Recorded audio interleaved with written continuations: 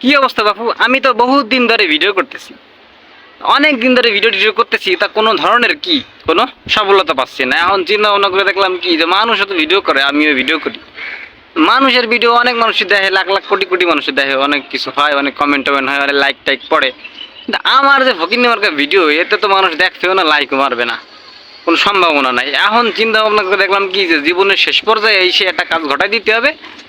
এরপরে যদি মানুষ দেখে, লাইক কমেন্ট করে, তাইলে মোটামুটি নিজের কি গায়ে একটা ভাব আসবে। এখন চিন্তা ভাবনা করে দেখলাম কি সবাই বর্তমান কি করতেছে, বিয়ে করে করে বউরে নিয়ে হ্যাঁ সুন্দর সুন্দর ব্লগ করতেছে এবং টাকা ইনকাম করতেছে। এখন আমি চিন্তা করলাম কি যে না, কোনোভাবে যেহেতু হচ্ছে না, আমাকে দিয়ে কোনোভাবে সম্ভব না, তখন আমি কি বিবাহে আবদ্ধ হয়ে তাকে নিয়ে বিভিন্ন ধরনের অঙ্গভঙ্গ দেখায় টাকায় যদি কিছু টাকা পয়সা ইনকাম করা যায়, হ্যাঁ এটা কিন্তু বউ ব্যবসা বলা যায় না, এটা আমি তো করতেই পারি, যেহেতু আমার এটা নিজস্ব বউ। এটা কি এই বউ কি জাতিগত বউ? এই বউ কি মহল্লার এলাকাবাসীর পাড়া প্রতিবেশী সবার কি বউ? এটা আমার নিজের বউ, আমি তো করতেই পারি। কিছু কিছু লোক এই ধরনের ভাবনা আছে যে বউ তো আমার, আমার এক বউ কি আপনার? আমার বউ দিয়ে আমি যাহা খুশি তাহা করিব, নানান কিছু করিব।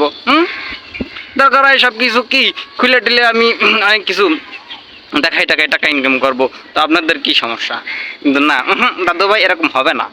আপনি যে নিজের তো আপনার কোনো মুরদ নাই, আপনি পারতেছেন না নিজে, এখন কি করেছেন, বউরে এনে ব্লগ করতেছেন। এখন হয়েছে কি কাপল ব্লগ, এই ধরনের কোনো কাজ কাম করা যাইবে না। এই কাপল ব্লগ থেকে আমাদেরকে ক্ষমা করে দাও ভাই। তোমরা যারা বড় বড় নিজেদেরকে বড় বড় ইউটিউবার মনে করো, তোমরা নিজেরা তো নিজেদের ভাইব কমে যাচ্ছে, অথচ তারপরে তোমরা কি নিজের বউরে এর মধ্যে ঢোকাই দিছো। ঢোকাই দেওয়ার পরে এবার তোমাদের পেজে অনেক রিচ, অনেক কিছু। এ ধরনের ভণ্ডামি, এ ধরনের দান্দাবাজি ছেড়ে দিতে হবে কিন্তু অল্প দিনে, ঠিক আছে? আমাদেরকে কি ক্ষমা করে দিয়ে এ ধরনের কাজকাম ছেড়ে দিতে হবে। সুতরাং কি ভালো হয়ে যাও মাসুদ, ধন্যবাদ।